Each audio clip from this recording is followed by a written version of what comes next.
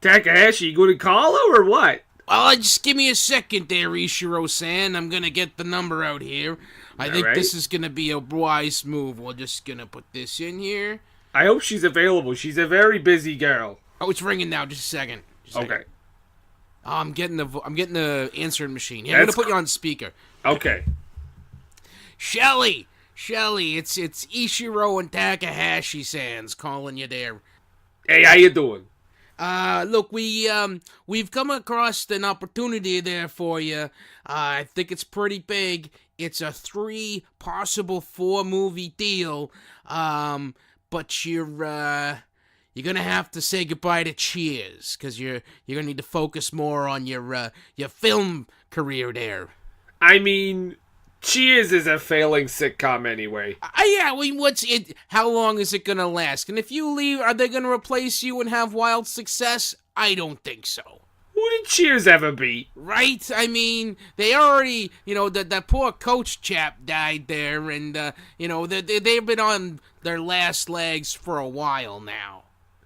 I don't listen to Ted Danson. If you want to hear about his bad decisions, just ask Whoopi. Right? So, what we've got here is, first movie, you would be with Tom Hanks. And then there's another movie there, with Bette Midler. It's like a kind of a buddy combo there. What's the other one? You Come Back from the Dead? Zombies. In one? Yeah.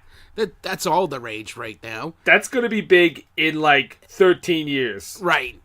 And then finally, a real sweet, family-oriented, absolutely all audiences acceptable to see movie where you play a Hollywood or Beverly Hills housewife leading Girl Scout. I'm sorry we're eating up all your tape on your machine here, but it's a big opportunity, and we needed to get this to you now. I really hope this isn't one of those old school ones that cuts it off after like 15 seconds. Nah, it wouldn't be like that here in 1987. You're right.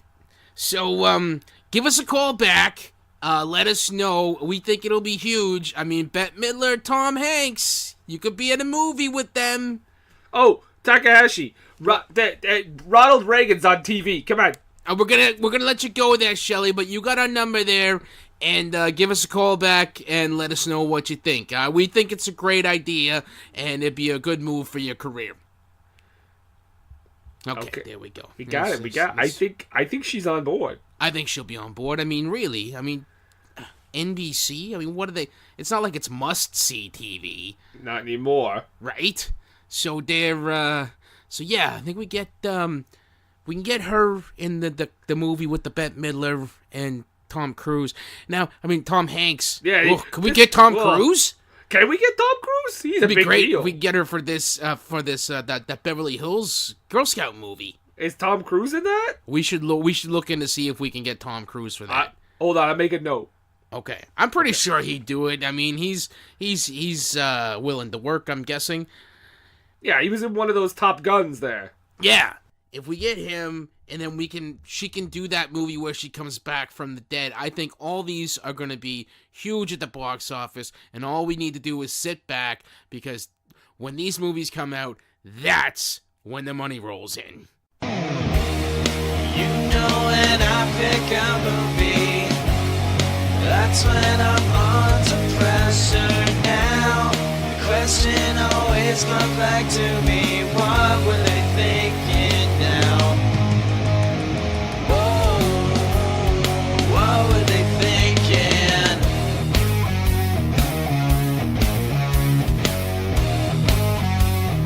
What were they thinking? What were they thinking? What were they thinking? Da da da da da da. It's Brendan. And it's Nathan. And we're talking about a film this week. Film, in that it was put to film, I guess. In that someone used a camera Yeah. to film some footage with some actors and release it into some theaters. As Jason would say, it was shot at 24 frames per second. It is a film. That's my review. Solid work. Solid work. Yep. But yes, we were talking about the 1989. Oh, by the way, this is What Were They Thinking? It is What Were They Thinking? I feel that you may have known that when you hit play, but... Also my cheer at the beginning. And the theme music. Yeah. I'm working on a little lack of sleep right now, but I think we're going to be okay. Yeah. But yes, 1989, Shelley Long, Craig T. Nelson, Betty Thomas, Mary Gross. Actually, you know what? Something I wanted to note right away. This movie, not only Shelley Long had left Cheers, by the way, she left Cheers to do movies like this. But there are tons of TV people in this movie. Yes. So as we said, those people, like those actors I just listed. Also, this movie is even written by two former Saturday Night Live writers, two female SNL writers. It's the opening animation in this movie was done by the dude who made the Ren and Stimpy TV show. Yes, John K. Yeah. Yeah. And as in, there may be ketamine in your drink. Oh man. He's not a good feller. Not a squeaky clean chap. No. And the last thing is, I actually didn't know this until I kind of like something caught my eye. But there's a song in this movie called "French Kissin' in the USA." Okay. Do you know who wrote that song? The same guy who wrote "Rockin' in the USA." I don't know. No, that would be Chuck Lorre. Okay. Yes, that Chuck Lorre. I double checked. The man who came up with Dharma and Greg, 2.5 Men, The Big Bang Theory, etc., etc., etc. Twitter Flame Wars with Charlie Sheen. Yes. So, lots of TV stuff in this movie on the big screen. Mm-hmm. Nathan, would you care to venture a guess at, not to steal from our home video hustle compadres? I am not playing the clock game. Oh, no. I'll give you a guess. I'm not going to do that. I'm not going to... Higher. Every time higher, I listen lower, to it, it's lower, like the friggin' lower, Price higher. is Right. A little higher. Nope, a little lower. Lower, higher, lower, higher. No, I will give you one guess. What do you think the budget for this film was? In $1989? Yeah. $5 million. Would you be surprised if I told you the budget for this film is $18 million? What? Right? Well, I suppose they're in Beverly Hills and they had to shoot around like the Hollywood sign. And I think a lot of those places out there are probably like, you got to pay out the nose if you want to film in this location. Got to pay for that Frankie Avalon cameo, bro. Oh my god. The cameos in this movie. What do you think it made at the box office? Well, now that you've told me that, I don't know, $2 million. Oh, okay. You're lowballing it. It made $8.5 million. Okay. Pretty big bomb, though. Still terrible. Yep. Yeah. Still pretty awful in comparison to the budget. For the longest time, I thought this was a direct-to-video movie. Oh, really? Yeah. Well, I'd never seen ads for it when I was a kid, and I was actually pretty on top with the trailers. I've always been a big movie buff. And then when this movie came out, I had heard about it on video because like I said in the minisode, that all the girls in my school watched it when they had their sleepovers because they were all in like Girl Guides, so it appealed to them. But I'd never heard of it, and then I saw it at a video store, and all I could think of was, okay, well, Shelley Long's in it, and she left Cheers a while ago. I think this is direct-to-video. I didn't know it actually went to theaters. Using the powers of deduction, that's not a bad assumption. Like, I would have thought the same if I hadn't looked it up, because it does have a look of not being direct-to-video. Like, it doesn't look awful. No, but it felt like, when I watched it, it felt like not necessarily direct-to-video, but maybe one of those movies of the week that they used to make for like NBC and ABC and stuff like that, where they would get a bunch of people who were maybe on the sitcoms on that channel or just on popular sitcoms in general, and they'd make a movie where it was like an ensemble cast. A great example of that is Camp Cucamonga, if you get a chance to see that. It's a pretty snappy title. It's got, it's got Urkel in it, and John Ratzenberger, another one from Cheers, and I think Candace Cameron's in it as well. It's a fun little, it's very much a product of its time. It's an ensemble cast of folks who were popular on sitcoms, making kind of a, just a really light, trope-filled movie. Well, speaking of a product of its time, Nathan, Troop Beverly Hills. Yes. Oh, this movie is so late 80s, early 90s, it hurts. Complete with the animated opening credit sequence. That is straight out of, like, the 80s. Yeah. And with the Beach Boys knockoff theme. Yeah. And of course, the creator of Ren and Stimpy back before everyone knew everything about him. Mm-hmm. The cast, we got, not only you got, like you said, Shelley Long, Craig T. Nelson, who were on two fairly large not soap operas, sitcoms. Mm-hmm. Jenny Lewis is in this. Oh, yeah, she's super young. Yeah. But a year or so later, she was the one who screamed someone touched her breast in The Wizard. Oh. Okay. Yeah. And, I'm gonna say it real quiet so I don't bust. Just Carla Gugino. Oh my god, how do they hear? I heard everything. Oh, yes, you're talking about Gugino. Now that we know it was not really her who said such terrible things about Homeland. No, guys, you no. cannot talk about Carla Gugino like that for this movie. Yes. This is not appropriate for this movie. Even though she's the oldest kid in the movie, she's still 16. Yeah, we're not doing this. It's a no, and she's playing like 13. So no. Oh, but she's no, Milos, no. Okay. I get back to cleaning now. I will... But Milos, don't worry. I have this picture of Carla we can look at. Oh, yes, I know where... I have keys to broom closet. Let us go there, Poshti. God. Don't ever go into that. I don't. Like, it never. basically just always has a lock on it. Good. Okay. So we should probably start talking about this movie. Yeah, do we have to? This movie starts off, besides the animated opening credit sequence, we have a board meeting of the Wilderness Girls scout leaders, I guess. Yeah, and the funny thing is they're leading the meeting with their pledge. Yeah.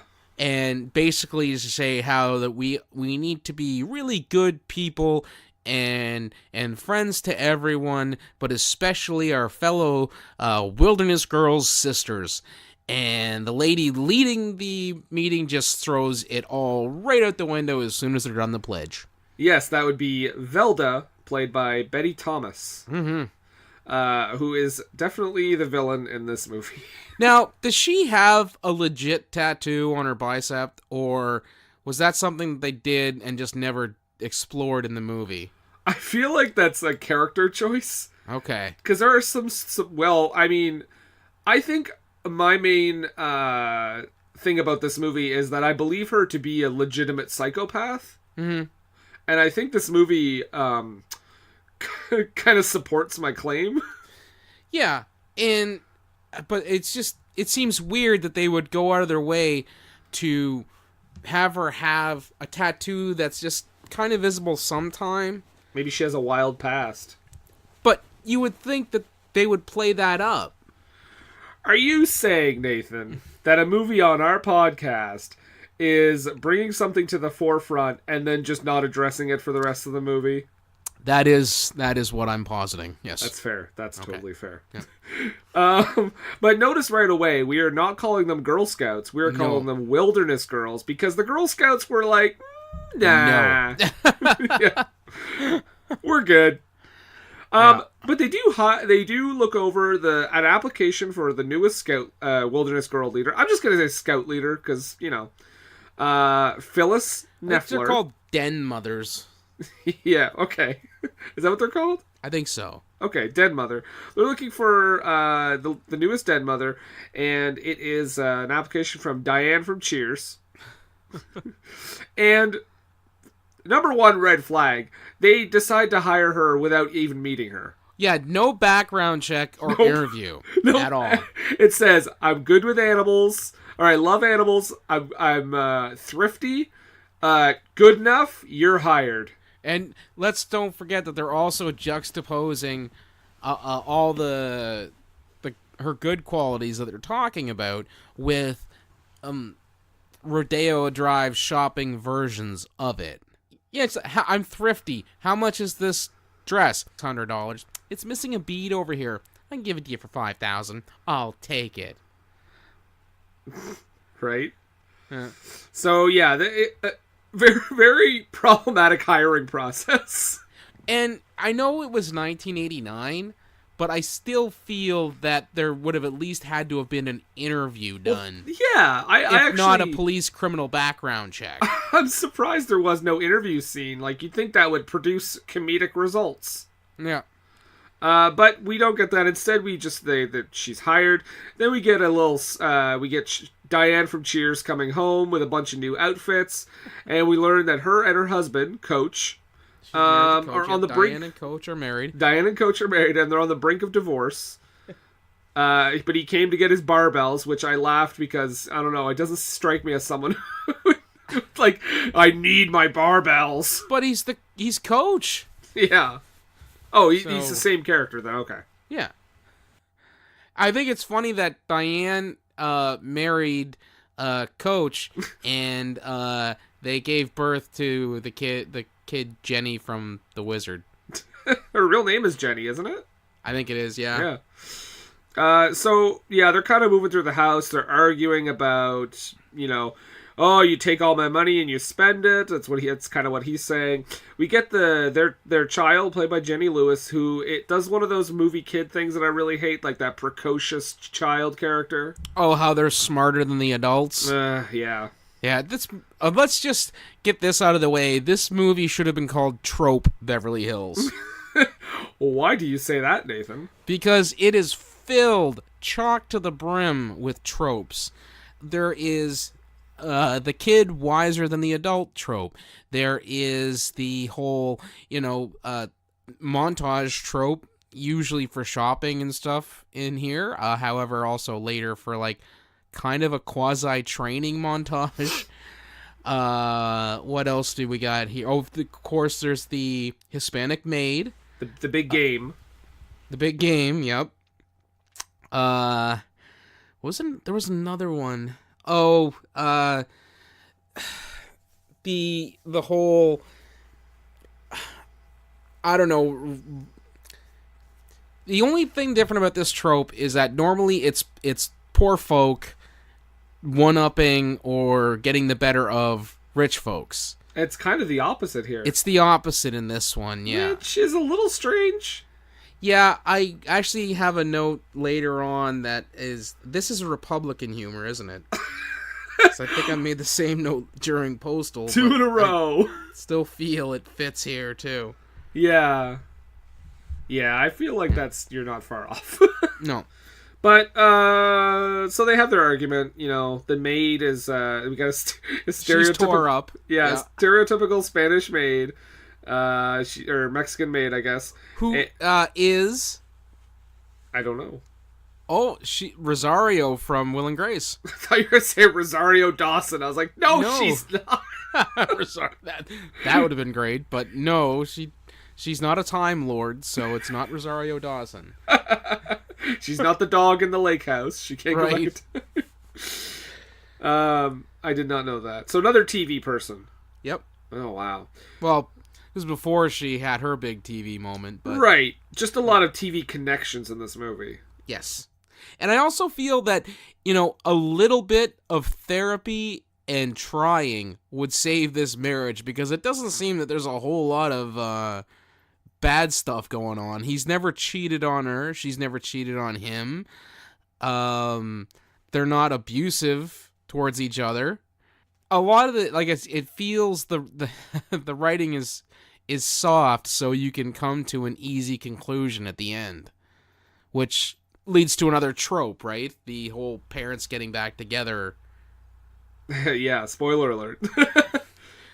If you didn't see that coming in Troop Beverly Hills starring Shelley Long, I feel bad for you. That's the full title. Yeah. But we learn. She tells her husband, I'm going to be a troop leader. He laughs at her, and it's time to meet the kids. By the way, again, hired with no interview, no background check, and letting all these kids go to her house. Right. By themselves. Yep. We meet, let's just call her CG. Chica. Yeah, let's not say the actor's name. We don't Her want to name's alert Chica. anyone. That's the character's name. Chica, played by Chica. someone who was also in Sucker Punch and Snake Snake Eyes. Eyes. But she's kind of estranged from her parents, to say the least. We have Emily, the daughter of an unemployed actor. Lily, who's basically, this is the craziest one for me, basically the daughter of Ferdinand Marcos. Yes. Ferdinand and Imelda Marcos, who, by the way, Ferdinand Marcos died later that year, so I can't imagine this aged very well if you watched it like a little bit later. Well, they still got that sweet Imelda Marcos joke in there. Oh, but the shoes? Yeah. Classic. Yeah. We got Tessa, the daughter of a film director who is basically Francis Ford Coppola. And then Jasmine, the daughter of a famous boxer. Mm-hmm. And finally, we have Claire, a child actress and the daughter of a romance novelist. That scene where you meet her and she talks about someone's manhood? Yikes. Claire, fun fact. Played by the girl who was Margot on Punky Brewster. Okay, there you go. Another connection. Yep. Was this on? Are you sure this wasn't a TV movie? That's what I'm saying. I think we might be onto something. These theater records are falsified. I want to see receipts.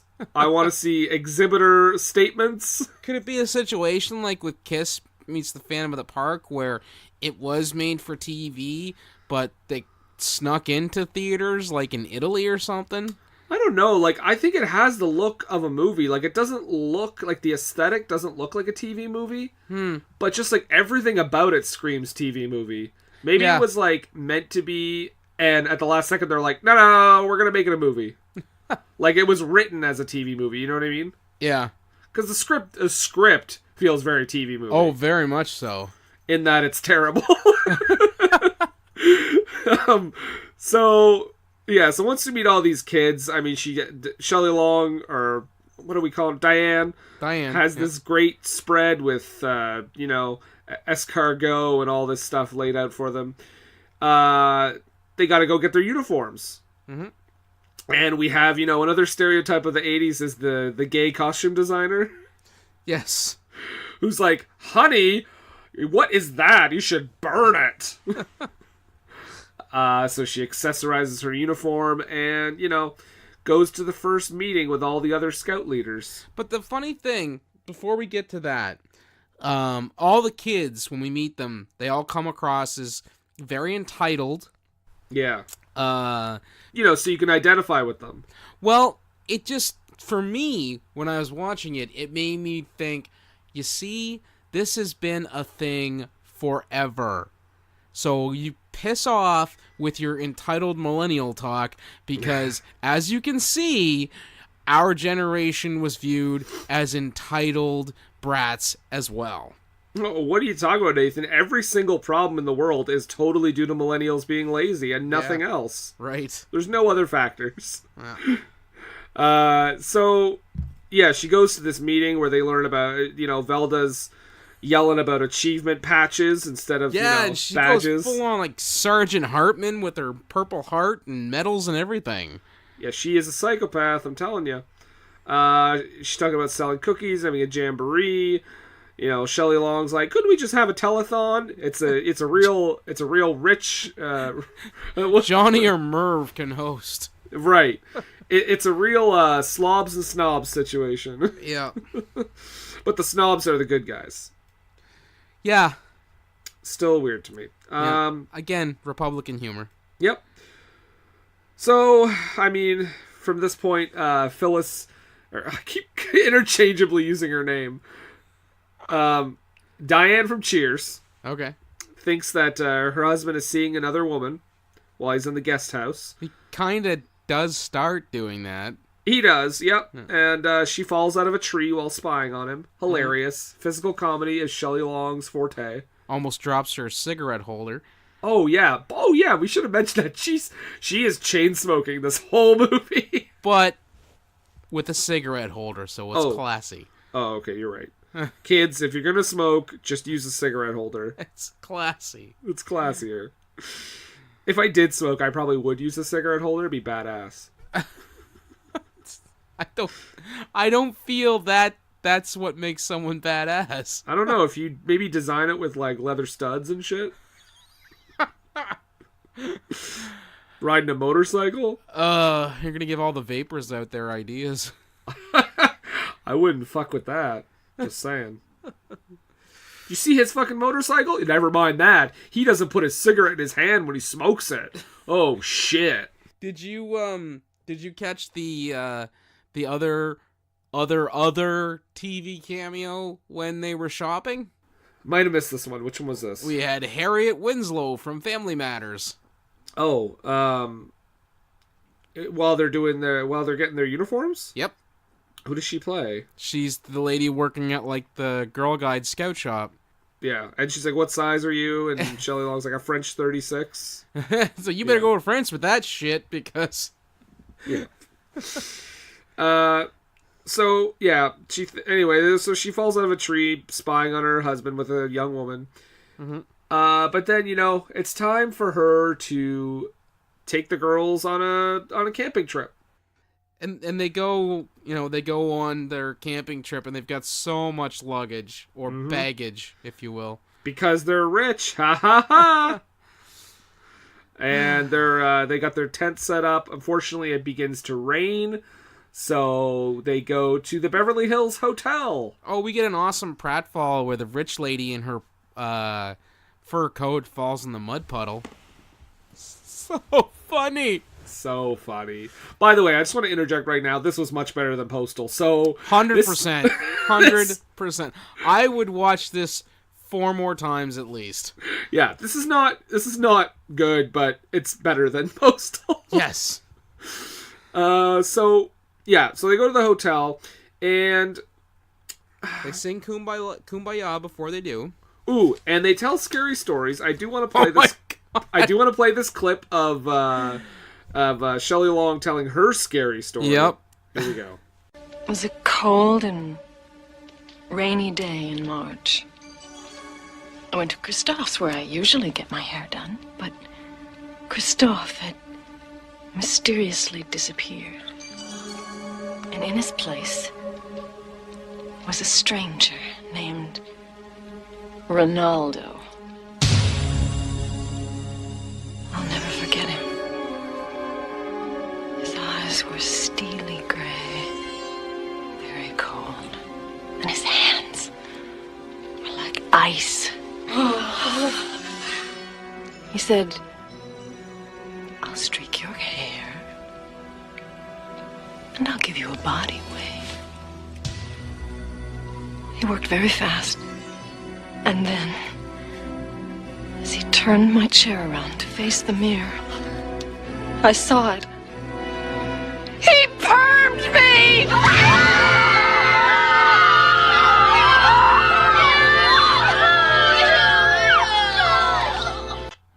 Straight out of the No Sleep podcast. What? Yes. Oh, yeah, so, it's a very obvious little joke. But I will say I think the way she kind of delivers that is pretty funny.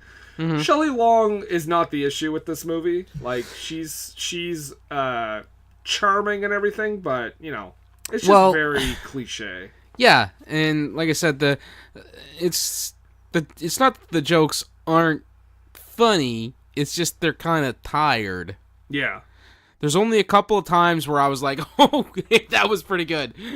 Yeah, not a lot really like stands out as something I've never seen before. You know what I mean? Yeah.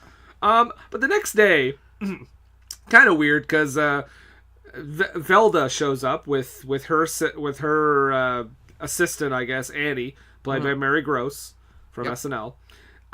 They arrive to find the girls there playing poker with like a 25-year-old man. Yeah. Yeah, With- as one does. With marshmallows and hot dogs. Which, when they called them wieners, I was like, no thank you. Especially, she just like, they're playing poker with like marshmallows and hot dogs, and one of the girls just like, the way she like holds it in front of them, like, I raise you one wiener. And she's right in his face with it. Yep. I'm like, nope. Not today.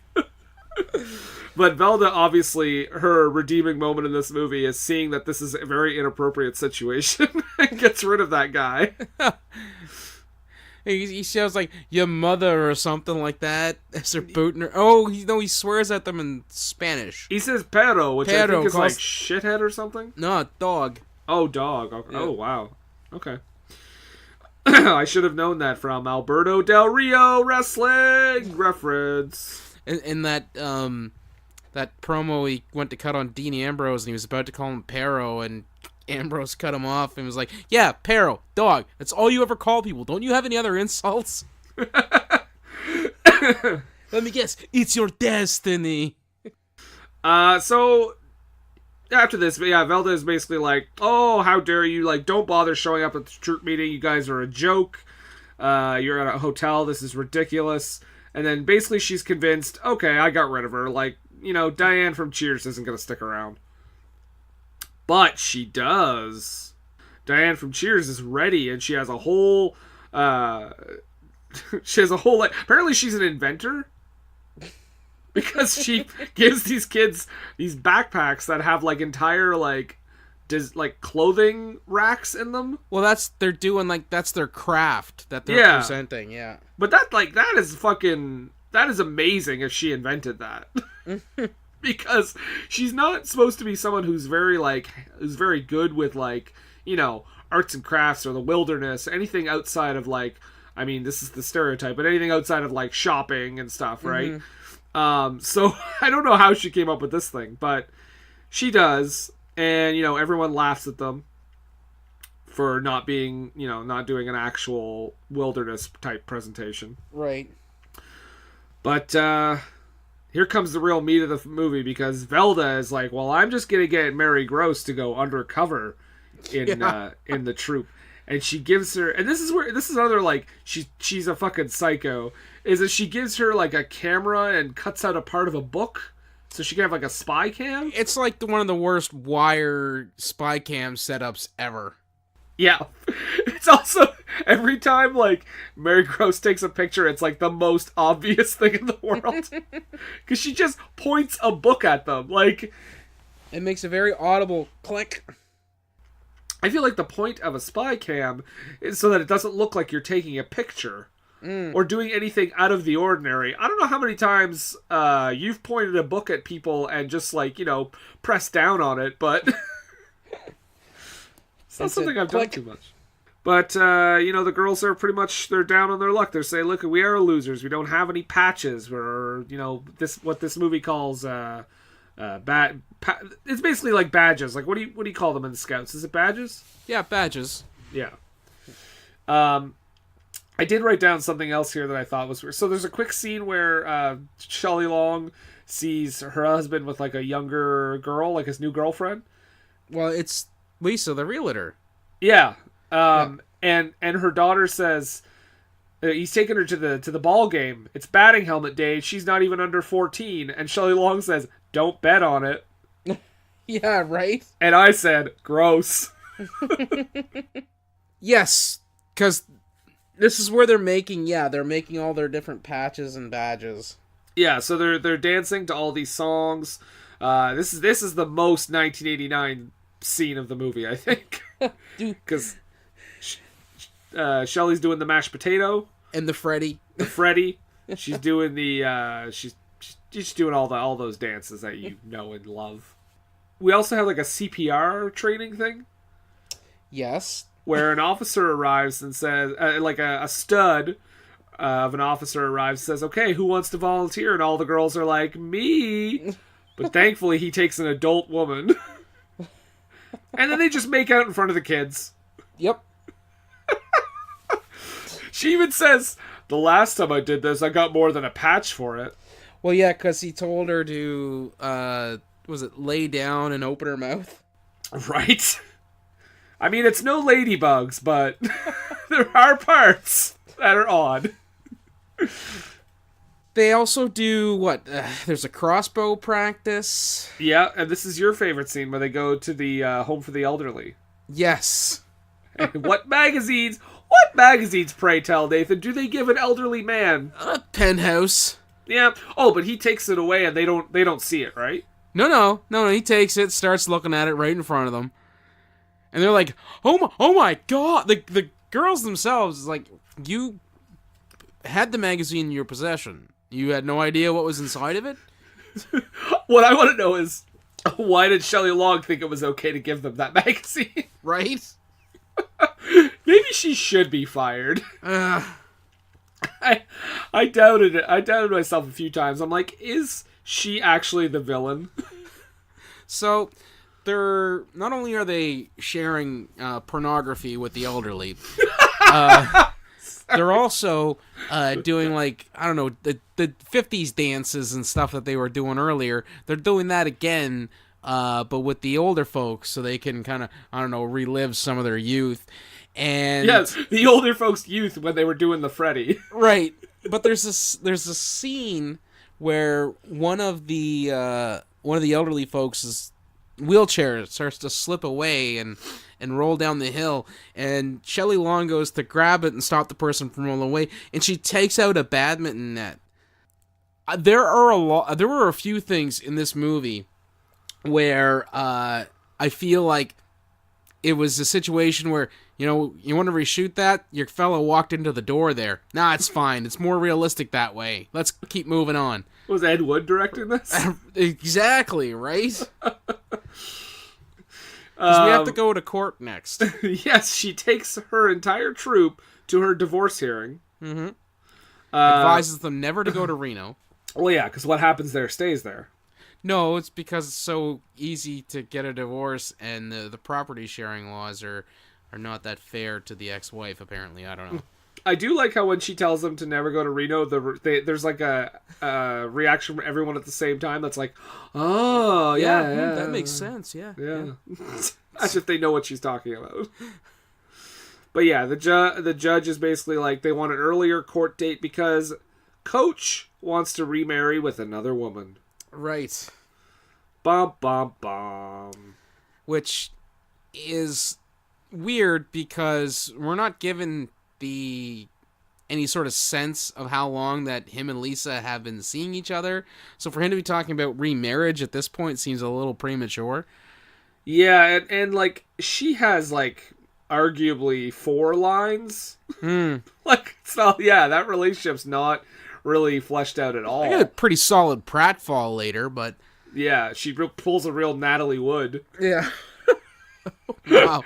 It's okay Striking to say while that. the iron's hot, eh? It's okay to say that now, right? Yeah. He's a real Robert Wagner. Oh. Hey, hot take. There Not you go. really. It's probably true, guys. Come on. Yeah. Shelley Long is quite dejected by this, and one of the girls lets her know that it's just a phase. It's part of his midlife crisis. Her dad's been having a midlife crisis now for about 11 years.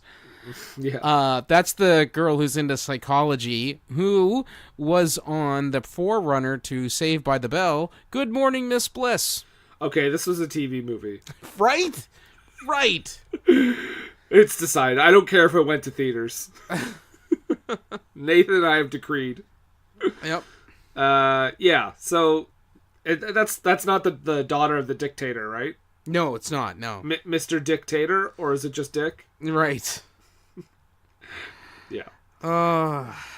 But yeah, and this is the point where Shelley Long decides to dress like a Native American. Like, really lean into this den mother thing, talking about how the natives were responsible for the resurgence of turquoise jewelry. Yep. Yeah. So she's like talking about this patch ceremony. We get a little moment here. Get a few moments with the kids. I mean, I just sort of kind of glaze over. There's a few moments with the kids here. There's one with Emily where she's upset because her dad is an unemployed actor and she doesn't really have money to pay for stuff. Well, for the dues, because when you're in like Scouts, you have to pay like a weekly dues that goes towards the troop or the den or the whatever the name of the gathering is for the Scout group that they're part of, and it pays for things like the activities and stuff that you do. However, I take a bit of issue with the amount of dues that these kids were paying for Girl Scouts. $10? Okay, my youngest daughter was in Cubs a couple of years back, and her weekly dues was like $2, $1.50 or something like that. Is this $10? Wait, this $10 is like weekly?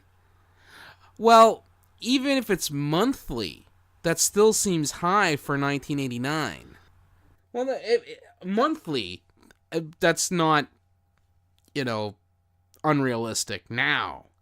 But I think $10 a month, just for dues, on top of all the other stuff, because, I mean, in order to become, part of Cubs or Scouts or Girl Guides or whatever, you do have to sign up and you have to pay, because that covers the insurance for the troop and, of course, other things like activities and stuff that they're gonna do throughout the year. Well, yeah, they all gotta split the room fee at the Beverly Hills Hotel too. Right. So $10 in 1989 would be about $20 today. Right. So if that's a week, that's a lot. That is, yes. I guess it's like Beverly Hills. Everything's kind of more expensive, but still.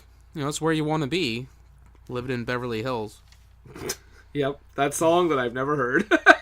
Nathan was perplexed by before we went on the air. How do you not know Beverly Hills by Weezer? I don't know. Okay.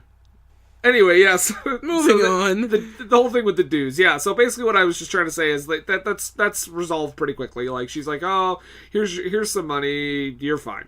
Well, no, because we get one of the fantastic lessons in this movie where, you know what, money's good, but friends are better. Yeah, but now here's some money. Especially friends with money. Yep. It's a real wholesome lesson. Yep. And then the other thing is the child played by CG. Yes. Is her parents basically Chica. go to what? Chica, yeah. Her parents go to Monte Carlo, basically forget all about her, so on her birthday. So they just give her a cake and everything's fine.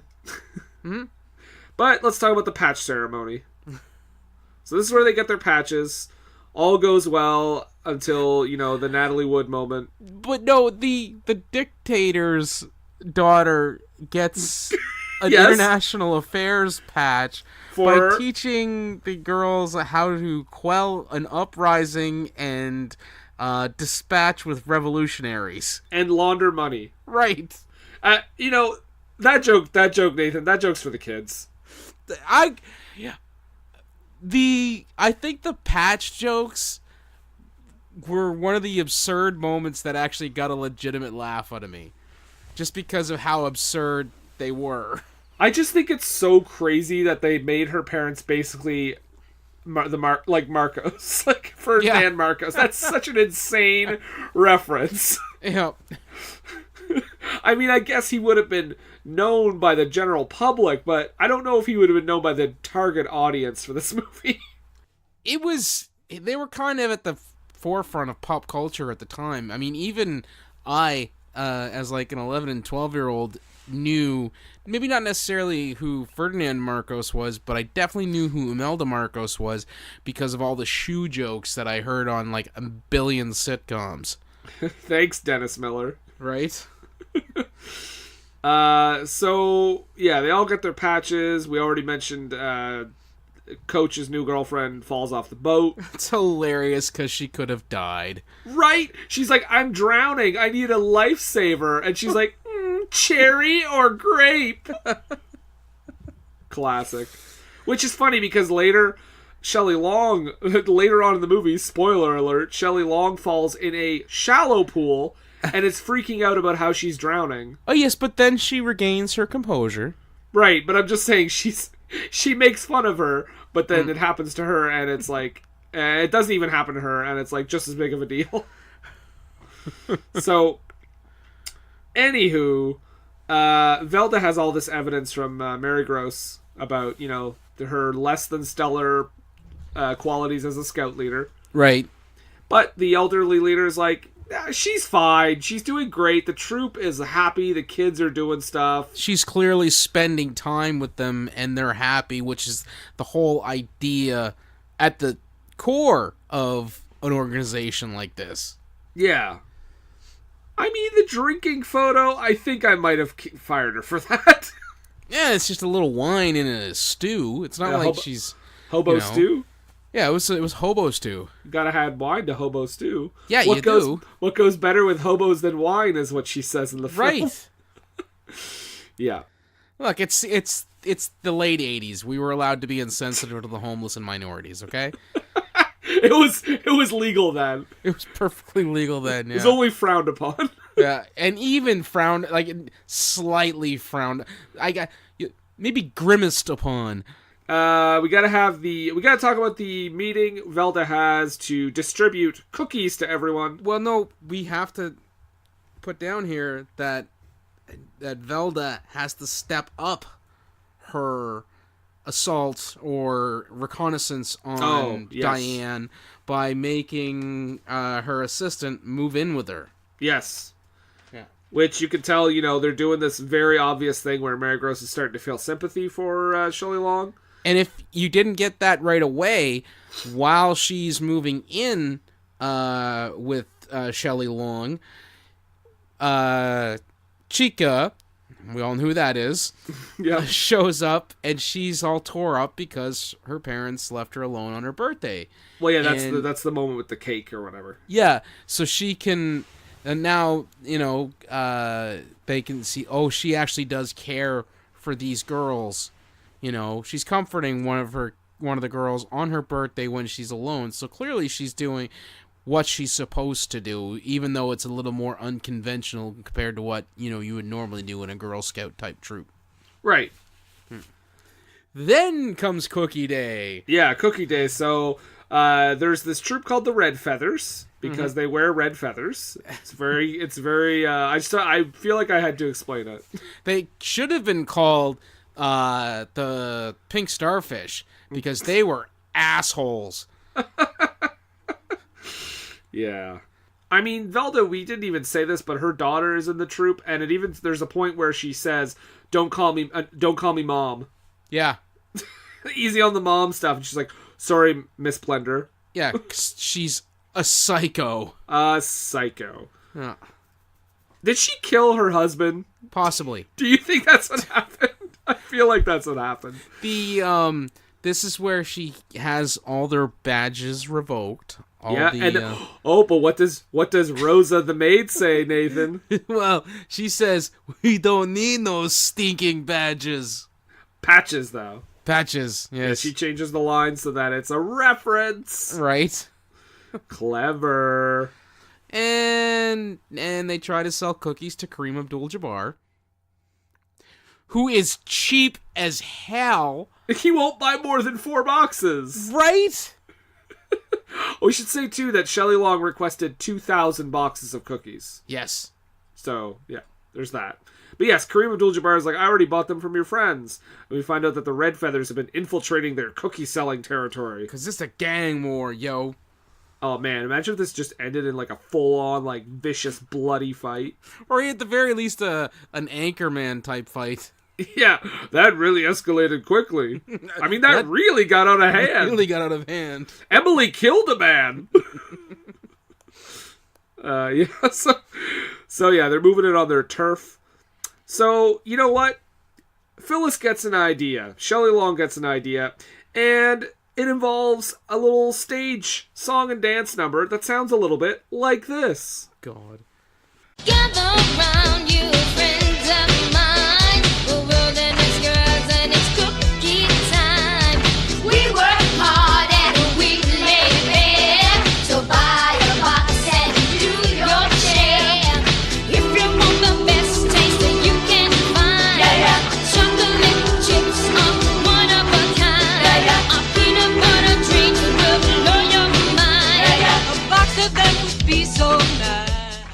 Not since the Garbage Pail Kids movie have I been less enthused by a musical number. It's cookie time, across the USA. Cookie time, yeah. Oh, you're right. Let's throw that one in there, too. She's got a full Tina Turner wig on and everything. Yep, that's the girl that's the... I will say, at the very least, Nathan, they picked, like, the African-American child to do the Tina Turner. Right? I suppose there's that. They could have been much worse. Let's get the redheaded ginger. Throw a Tina Turner wig on her. Yep. So they do this. They bring in some. We got a cameo train here because we get Robin Leach, and I don't know why.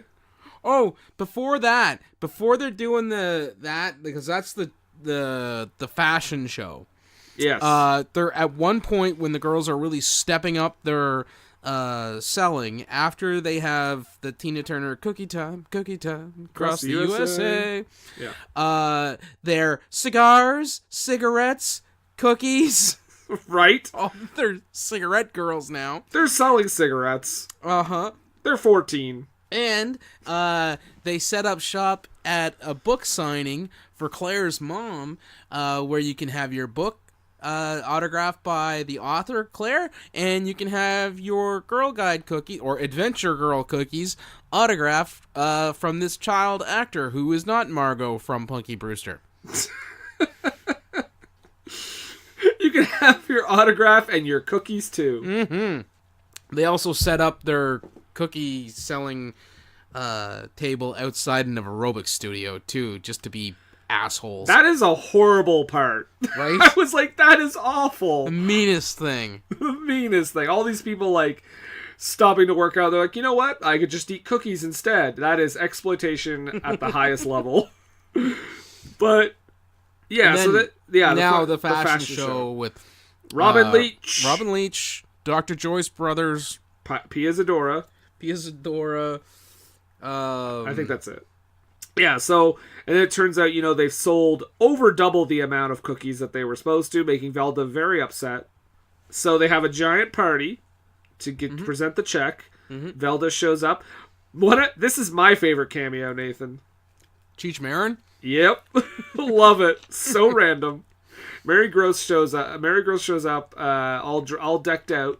And looking pretty good. Yeah, Mary Gross, attractive lady. And Diane introduces her to Cheech Marin as himself. And he is immediately like, what does he say when he sees her?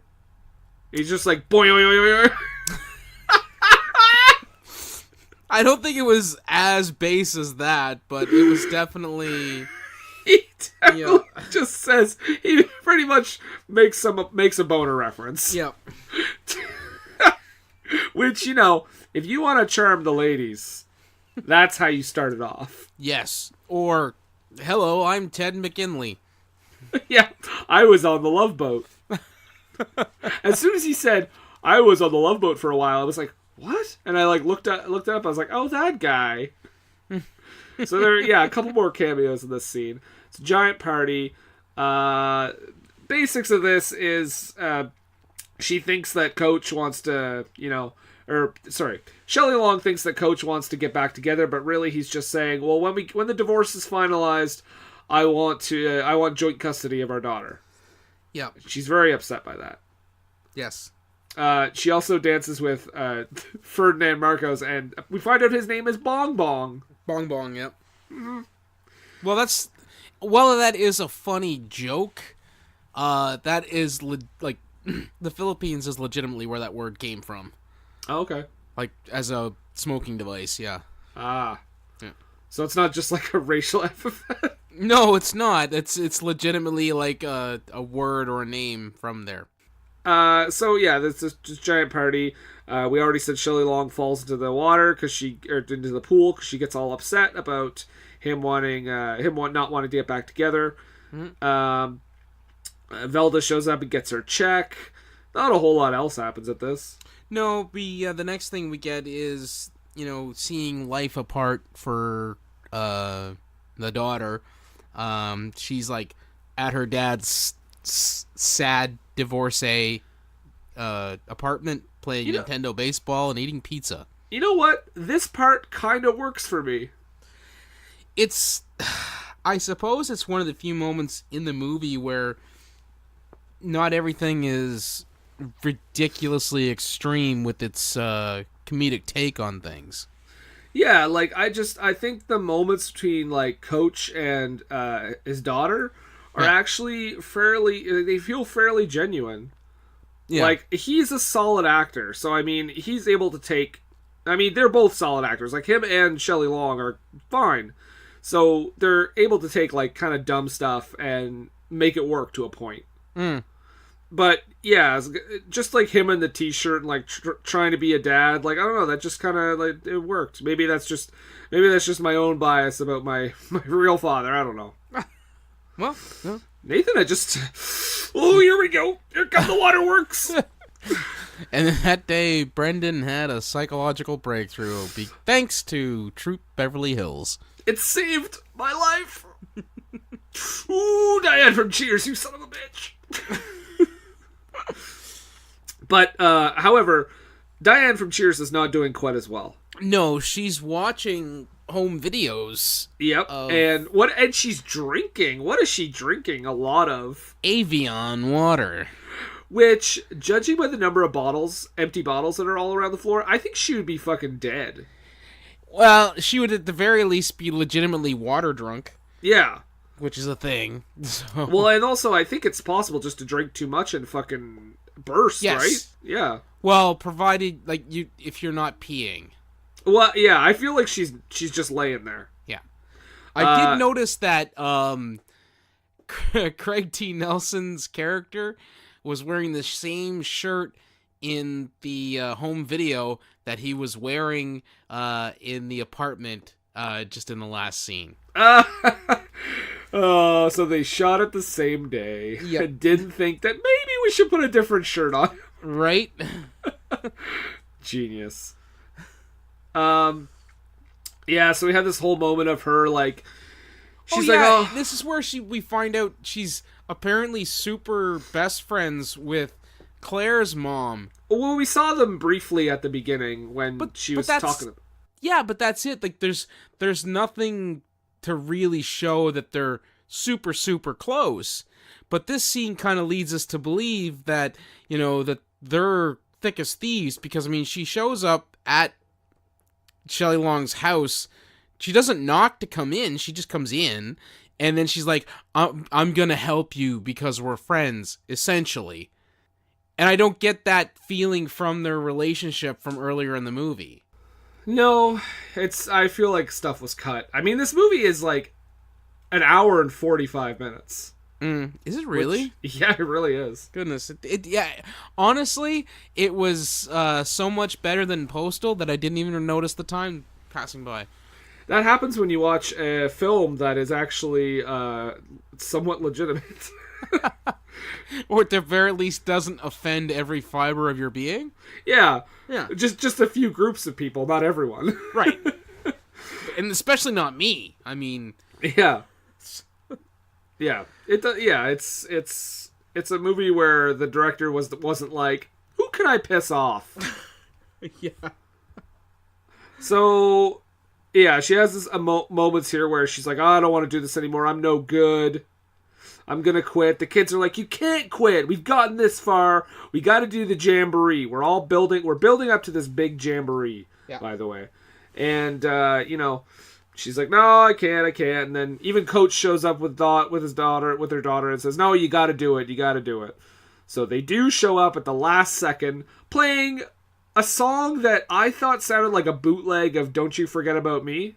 Did you catch that at all? Like, I didn't know. Well, they're doing the jamboree, and Velda's about to shoot a gun into the air. It's a starter's pistol. Well, it's supposed to be a starter's pistol. It is not, because she kills a bird. Kills a bird. Which, that got a legitimate laugh out of me. I did not see that coming. I chuckled, but I also said, yep, she is a straight-up psychopath. She has a real gun. I just bang. Just falls through the frame. But yeah, the Troop Beverly Hills shows up at the last second, Yes, And- and this is where we find out that old Velda's attitude contravenes the Wilderness Girl's pledge to the nth degree, because she does not play fair during all of this. No. She's quite mean to everybody. She threatens to fire her assistant. She does. She fired. Okay, it's a volunteer organization. Yeah. Nobody's getting paid. Can you fire volunteers? I don't think Velda can fire anyone. Right? Yeah. Because there's clearly a lady who is above her.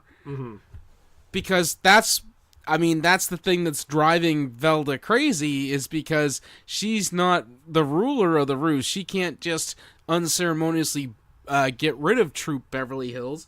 She has to. Oh, he said it! He said it! What? You said the title! You said the title! Yes. Okay, I got excited. Okay. Calm down, Mariah. Sorry.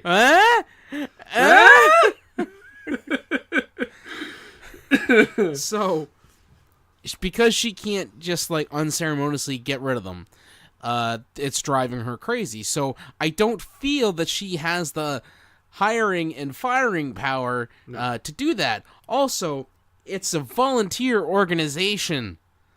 Right. I don't think... The only way I think you get fired from a volunteer organization is by committing some sort of criminal act, either known to them or against said organization. Yeah, if you get caught and you're like a pedophile or something. Or, embezzling money. We don't have to go that dark. Or a pedophile embezzling money, too. Ugh, the worst. The worst kind of pedophile. One that also embezzles money. It's a double whammy, that's what we call it. So, yeah, no, it's a flaw in this movie. Just sure. one. Just that one. That was that one, yeah. So basically, yeah. So I think this is basically just to set up. It forces kind of Diane from Cheers to do this on her own without her assistant, because Mary Gross kind of knows all about the wilderness stuff, right? Yeah. So it causes her to kind of think on her feet. Mm-hmm. However, some of the girls know what they're doing, so it doesn't quite work that way. But whatever. They use their tennis racket as a machete. Yep, they go into the woods, and we get a moment here with a snake, a water moccasin. They run away in fear, and then they see a skunk, and they run even faster. Yep. And because of their fear of said skunk, they actually set a new record for halfway through the jamboree. And also, had the red feathers not cheated and turned one of the flags into another direction, which they thought was going to waylay our hero troop, that's what sent them into the arms of the water moccasin and the skunk, thus making them go a little faster and beat them on the first leg of the jamboree. Right. Which I thought was kind of weird, because usually you want to have the heroes like kind of come up from behind with their win, and to have them like already be ahead halfway through was kind of a weird choice. Well, I think they had to do that because, that's what pushes Velda to really crank up the cheating. I guess that's true. It also, I think Betty Thomas really wanted to kill the skunk. Really, really wanted to kill the skunk and wear it as a hat. Right? I don't think that would make the best hat. No, not at all. Yeah, Velda, in her utter insanity, decides that the skunk... she picks up by the tail and doesn't get a face full of musk. Right? And she's like, I'm gonna deal with you. Cut to wearing the skunk as a hat. Mm-hmm. She's basically like a smelly Davy Crockett. Yeah. So this is the second day of the jamboree. Velda is like, I'm gonna replace the head of the Red Feathers. Or I'm gonna just take out that troop leader. She's gonna pretend to be sick so I can cheat and help the Red Feathers win. They cut a rope bridge. Yeah, I'll say this though, because when they start the second day, she fires the starter pistol again, and they don't redo like the bird joke. Yeah. So I was like, kudos to them for knowing, less is more in this situation. But then, yeah, she's actively trying to kill these kids. Oh, yeah. Like, straight up, like, she knows they would die. Mm-hmm. So she cuts this rope bridge so that the Troop Beverly Hills are stuck. But, they find a log and they work together. Realistically, I mean, when I was watching this, the ravine that they're talking about, I don't feel it would have been impossible for them to traverse it. It's not like there was a raging river flowing through it. If they had slowly crawled down on one side, crawled back up on the other side, they'd be on the other side, and there would not have been any real danger to them whatsoever. Can we also say how I get what the movie is trying to say, because, Shelley Long sees the log as the only way across and says, okay, no, you girls aren't doing this, I'm going to do it. It's kind of brave, but it's also kind of stupid, because, what if she fell and died? Or fell and got stuck, and then the girls are even more screwed. And but again, I feel that if that were to happen, that the girls would go, oh, look, we could probably crawl down this side of the ravine and up the other side of the ravine. Hey, let's do that. Yeah. Nope, but they have to follow the script, Nathan. Yeah. But they do manage to make their way across the log because Diane from Cheers and her daughter have a bonding moment. Oh, because remember, yeah, that's the worst. Because remember, her daughter was on the balance beam in one scene for a minute to establish that she's a gymnast. She's in gymnastics, yeah. But that was it. There was no other references to it. I get this. If she's walking across this log bridge, how does she not see the hole that she gets her foot stuck in? I don't know. Right. I'm sure there's a logical reason. Just kidding.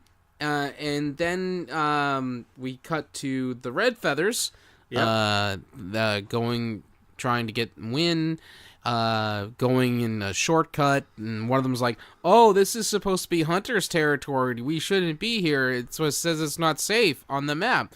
And Velda's like, it's fine, and then she falls in a cougar trap.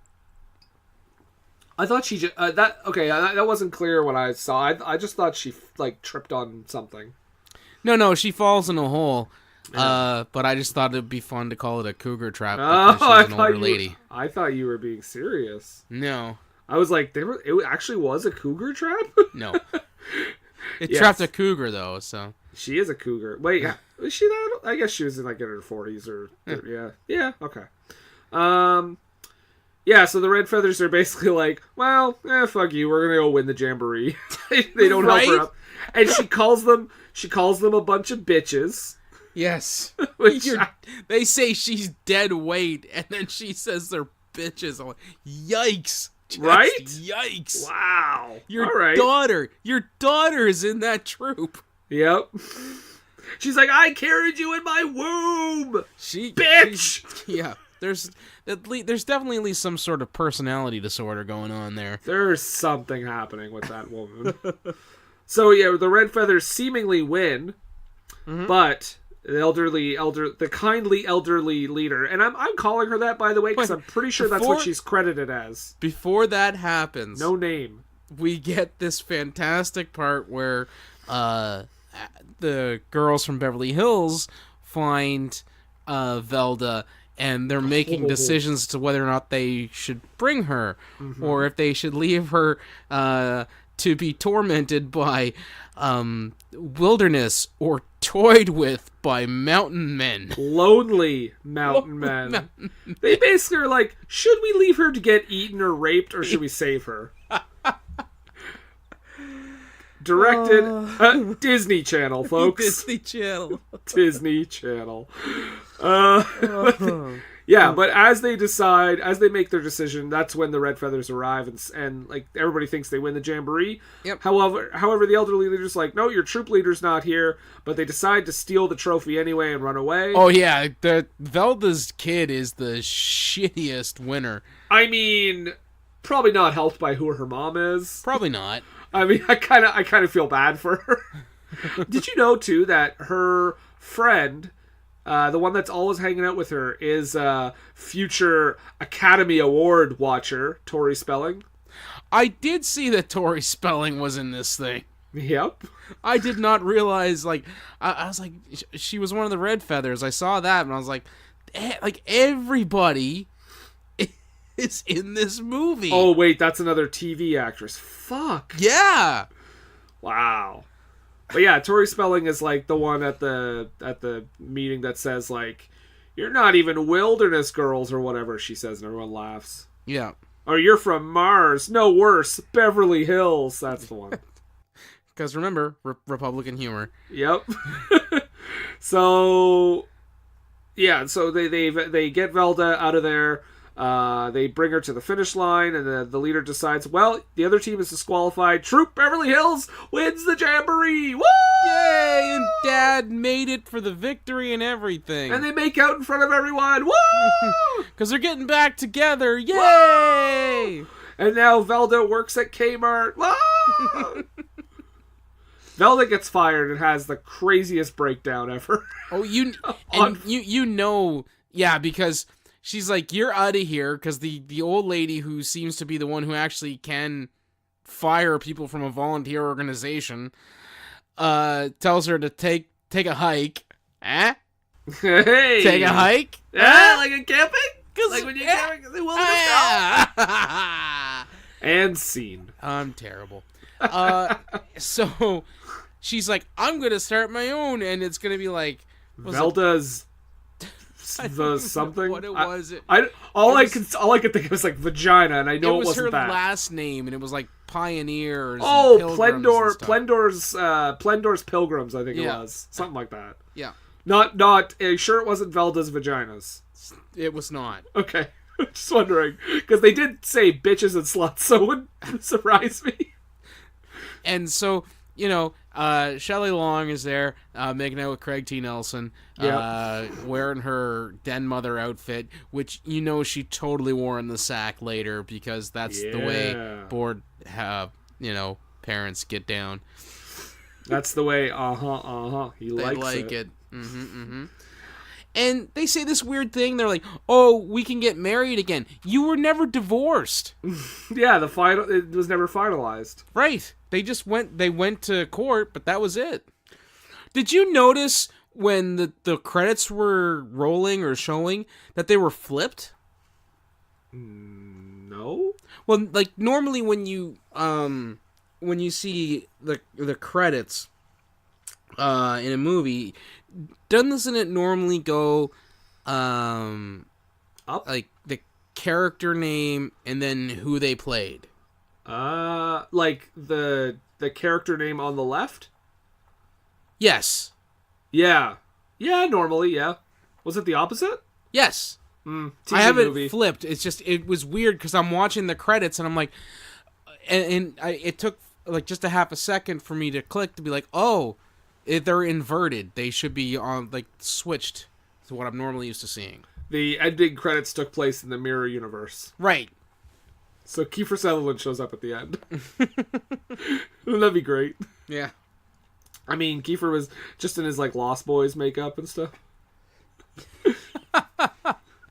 But wait, I thought this was a Mirrors reference. Yeah, but I was in Lost Boys too. Well, Kiefer Sutherland also owns a DeLorean, so yeah.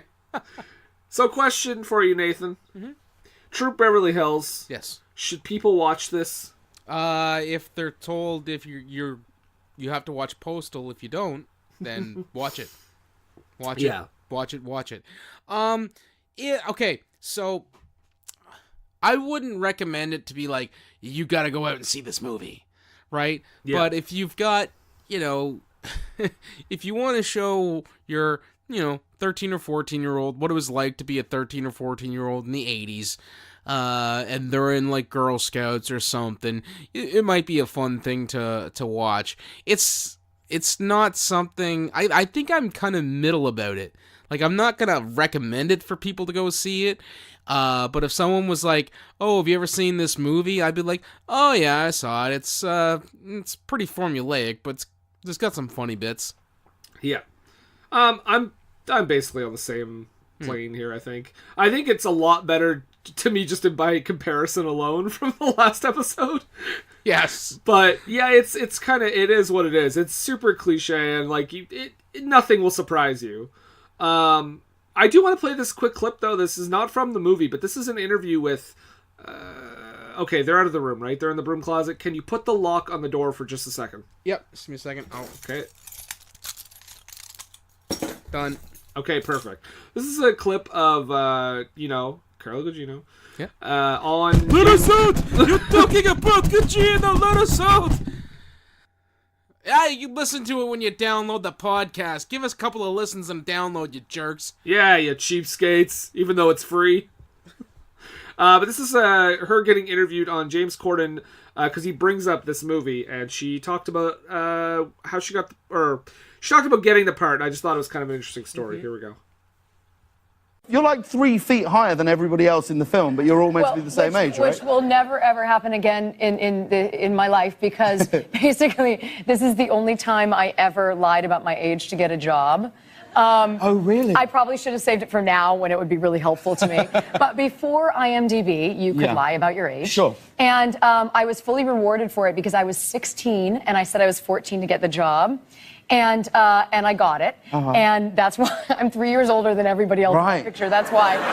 Such a classic. But basically, I told the director like 3 weeks in, once I knew I couldn't get fired because we'd shot enough. Yeah. I was like, just so you know, I am 16. I thought for sure he was going to be like, oh, no big deal. He was like, oh, I would have never hired you if I knew you were 16. Oh, really? So, yeah. I just think that's crazy. The director's like, what? Oh, you what? Like, yes, she is definitely taller than everyone, and she did look a little bit older, but I don't think it's that much of a big deal. No, but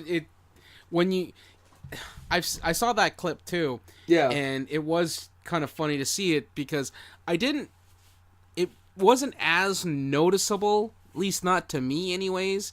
I just took it as, oh, okay, she was just, she's just a kid who's tall for her age, and she's into, like, equestrian, so she's probably, like, wearing boots and things like that. That too, yeah. Yeah. And then when you see that picture from that clip, and you're like, wow, she really is, like, a good 1.5 feet taller than anybody else in the troop. Also, isn't she wonderful? Yes. She's so fantastic. wonderful. Yeah. So, she'd never say terrible things about a fictitious Middle Eastern, or not, sorry.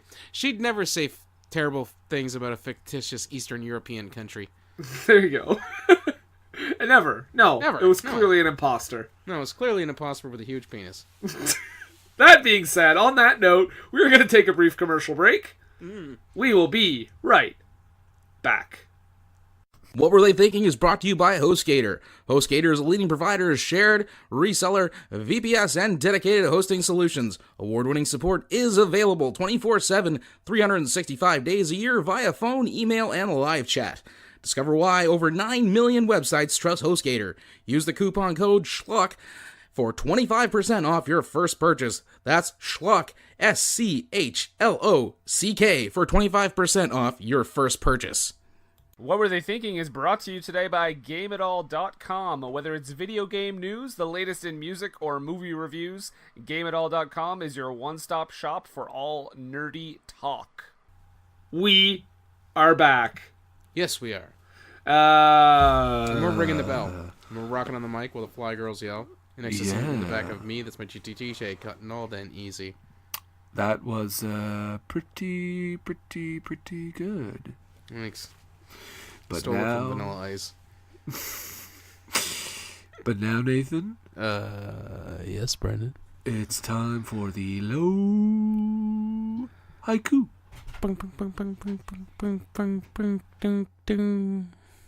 So yeah, this is the segment where we describe this movie and our feelings on this movie using 17 syllables. It's a delightful time. I do remember starting last time. So okay. Would you like to begin? Sure. I'll just let you finish that caramel apple that you're eating. Gauss, it's nice that you were able to stop by. No, I do feel that way, too. It's a valid socioeconomic point. Mm-hmm. Okay, he left. Okay. Shelley Long, Den Mom. That uniform fabulous. Craig T can do better. Wonderful. Oh, thank you. Thank you. All right, here's my low haiku. Went from Cheers to this. Bad move, Shelley Long. It's still better than Postal. Thank you, thank you. A truthful statement all around. Yeah, I only haiku facts.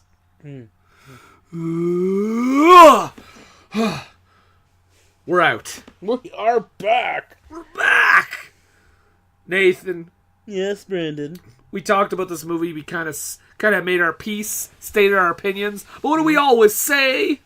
Well, we say... Don't take a word for it.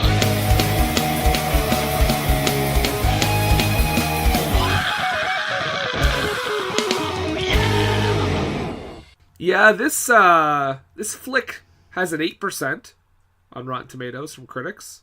That's pretty low. It's got a 61% with audiences. I think you mean it's got a 61% nostalgia rating. Possibly. I feel like that's a lot. Or it could just be like, Girl Scout troops still having to watch this at sleepovers. They're all Shelley Long fake accounts. Yeah. But yeah, so this first one here is actually from Roger Ebert. Mm-hmm. So he says he didn't care for it. He says, instead of being a merciless evisceration of the lifestyles of the rich, it's a little morality play in which Long transforms herself into a warm and useful person. Nobody within a mile of this project seems to have possessed an ounce of irony. Rita Kempley from the Washington Post says it nice and short here. Dreadful as their performances are, the actors are the victims. Alex Sandell from Juicy Cerebellum, which is a wonderful name, says, she left Cheers for this? Well, Common Sense Media's Renee Schoenfeld says, stereotypes silliness reign in an uneven parody of rich girls. That's actually pretty spot on. Yeah. My last critics one that I'll read is from Frank Ocheng from Movie Eye. Mm-hmm. And he says, Troop Beverly Hills is a fizzled farce, lightweight and inconsequential to boot. Clearly it's about as comically crunchy as a box of smashed Girl Scout cookies. Boy, you are a clever boy. What a clever little review. Well, let's get into the real reason why we come to these now. Audience reviews. The audience reviews. Andrew A. reviewed this as recently as December 1st of this past year.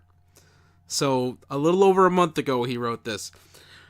American classic! Simple, sweet, and satisfying. Shelley Long has such an amazing screen presence in this movie, such a sunny personality given to the role with great comedic timing. It's why it is so easy to remember the name Phyllis Neffler. 4 stars. I would argue it is not easy to remember that name. That's a great comedy name, though. It is, but certainly not one that is retained throughout history. I want Daffy Duck to say her name all the time. Phyllis Neffler. Yeah. Phyllis Neffler. Well, this one is pretty straightforward. This review gives it 5 stars, and they said, "You all shut your face. This movie is awesome." So I guess a lot of people don't like it, and they were not happy with that. No. Stephanie C. says, the tomato meter is busted. The people who reviewed it were not the intended audience. I give it 4 stars for it being a fun comedic romp full of nostalgia for me. People get so angry in these reviews. This one says, this one is another 5-star review. And they said, not gonna lie, this movie brings out the gay in me. I have always been a fan of this movie. Brings out the gay in me. Yep. I've always been a fan of this movie, and it's the only time in the history of the Disney Channel that I've witnessed where the words slut and boobs were not bleeped out. That said, I love the Cookie Time song and the Kmart references. Betty Thomas is awesome, as well as Shelley Long. I don't care what everyone else thinks. It may be corny, but it's not, quote, a very special family corny. If you don't like this movie, please reconsider. Well, Lethy J gave the film a 5-star review, saying, "Yeah, I love Troop Beverly Hills. I ain't ashamed to share it. Classic film. Still holds up. Shelley Long's a goddess." 5 stars. So angry! This one says, now I'm going to tell you the rating at the end of this, but this one says, old school classic. When a movie supplies the line, patches, we don't need no stinking patches, you know it's an instant classic. 2.5 stars. An instant classic is apparently 2.5 stars. Yep, 50%. It's an instant classic. It's harder to get a 5-star rating out of that person than Dave Meltzer. Hey, unless you're wrestling in Japan, right? Let's see here. Oh, this one's a little long. Area A, or Aria, I don't know. Nowhere near highbrow. This movie is pure 1989 cheese and not cheddar. It's the stuff out of a can. So bad it's good and full of dated references that take me back to when I first watched this movie on something called a VHS tape that I wore out, and then a second copy, when I was 8 years old, with many scattered jokes that wouldn't pass in contemporary piece, but that makes one nostalgic for the days when everything under the sun wasn't taken so seriously. I'm so glad this movie is on Netflix. Well, at least it was in 2014 anyways. So let's just back right up here. 8. She saw this at 8. Oh no. That's... And I'm going to say, yeah. I know we've covered the topic before about movies that we've seen at wildly inappropriate ages, but I'm gonna say I was like 7 and 8 when I was getting into like Nightmare on Elm Street and Stephen King like movies with Maximum Overdrive. And I was gonna say like that. You've seen far worse at younger though. So. Oh yeah. I'm standing up for her. I fully support showing kids things that's gonna traumatize them. Movies, you should specify. Yes, movies. That's specifying that. Yes. I'm not an embezzler. Oh, no. Worst kind of embezzler. Call back. This is my... Okay, I'll just read this last one. It's super quick. It's a 5-star review. It says, "Good evening, Beverly Hills, and everyone. Love, Mona Lisa." It was written by Mona Lisa. I got one here from Austin W. This is my last one. And I think he just wanted to write this so we can make this dad joke. Okay. Campy fun. See, because they're wilderness girls. Beverly Hills, what a thrill. 3.5 stars. Yikes. So there we go. Well, that was Troop Beverly Hills. Mm-hmm. And those are the reviews of the film. Right. 1989, Shelley Long. But, Nathan. Yes, Brendan. In 2 weeks, it's going to be a very special episode because we're actually going to have one of our patrons as a guest. Yes. Erica is going to be our guest. She's at that tier where she will be a guest on the show. And so, with that being said, why don't you give us a little hint-ski about what's coming up? Kid Rock and Lawrence Fishburne? How can we lose? And the answer is obviously we cannot. Right. So join us. See if you can figure that out. That's going to be in 2 weeks, folks. Mm-hmm. And you know what? I don't usually talk about what we're going to do in the mini episodes, but next week we're going to talk about movies that are coming out in 2019 and kind of what we are looking forward to and maybe not looking forward to. Yeah, that's right. So, we're going to plug away. Where is Mr. Monkington? Oh, he's right here. Just a second. Yep. Here. Yes, me up to the microphone. Okay. Hello! It's your good friend Montrose Monkington III here. And I just want to say hello to all the listeners out there in What Were They Thinking Land. And if you like the sort of stuff that these two do, you're not going to find any of that sort of thing on my YouTube channel, but it's still fun to watch a puppet monkey talk about wrestling. So do feel free to stop over at Montrose Monkington TV on YouTube. You can also follow me on Facebook. You can be a friend of Montrose at Montrose Monkington III Esquire and Friends, as well as following me on Twitter at Montrose III. That's the number 3D. And you can tweet along with me, send me out any sort of good vibes, tell me that I'm great, tell me that Brandon and Nathan are awful, or whatever you'd like to do. Check me out. Montrose Monkington III. Thank you. More later. Thank you, Montrose.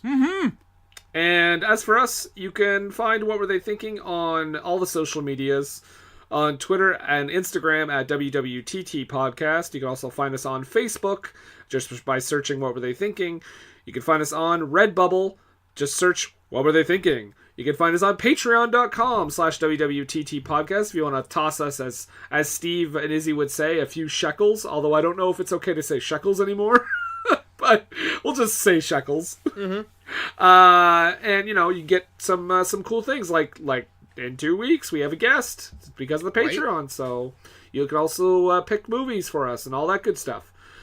So, and you can also find our podcast. You're obviously listening to it right now, so you know what's up. But you can also find us on Podbean as our main home base site, www.ttpodcast.podbean.com. You can also find us on iTunes / Apple Podcasts, Stitcher, Spotify, all that good stuff.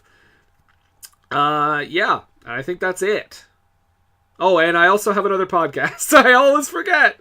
I have another podcast called For Screen and Country, where we talk about the top 100 British films of all time. I like to think of it as the top 100 British films of the 20th century, since the list was made in 1999. So check that out on iTunes or Stitcher or Podbean. And you can follow that at BFI_pod on Twitter. And we're on Facebook too, so just search for it. Thank you. More later. Wait. Hey. Oh, sorry. Sorry, Montrose. That's fine. Don't sue me. It's actually part of my New Year's resolution to be less terrible towards you two. Oh, that's so nice of you. I didn't say I was going to be nice, just less terrible. Oh, okay. Well, that's less mean of you? Yes. Okay. That's what I'm going for. As we come to the end of this episode here, do you have any questions? Well, I guess. I mean, with a movie that starred so many TV folk and was written by TV folk and felt like it would be at home on a TV movie of the week, and a movie that convinced Shelley Long that this sort of thing was a good idea. And in a movie where the kids are dubiously treated sort of like adults, and, they're randomly handing out pornography to the elderly, I just have to ask, PG? What were they thinking? Hear the happy feet dancing to the beat of the Freddy. Put a guy in front, make a line in back, then you're ready.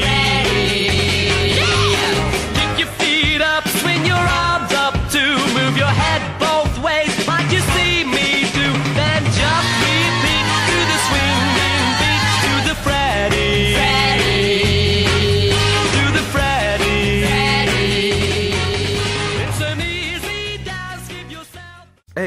you like movies? Hey, do you like podcasts? If you do, then come on down and listen to the Home Video Hustle podcast, homie. Hustle. Every Friday, we talk about whatever movie PJ picks out the bag. What does that mean? Well, every Wednesday on our YouTube page, I pick a bunch of movies at random. Sometimes there's a theme to it, sometimes not. PJ picks the movie out, and guess what? We watch it on Friday. We talk about it for about maybe an hour and a half, whatever we feel like doing. Might give you something good to watch, baby. Come on down every Friday. So come get your hustle on with Home Video Hustle. You can find the show on any podcatcher app, or you can come down to homevideohustle.podbean.com. All of them in one place for you, so you can go ahead and binge it like it's Netflix. We ain't the Defenders, but I like to think we a little bit better than that. Come holler at your boys, man. Come chill with us. Peace. It's time, let's check our cue, baby. Pair it with a couple brews, baby. We love good movies. We love the bad ones too. So we watch them all and pass their lessons on to you. Oh yeah.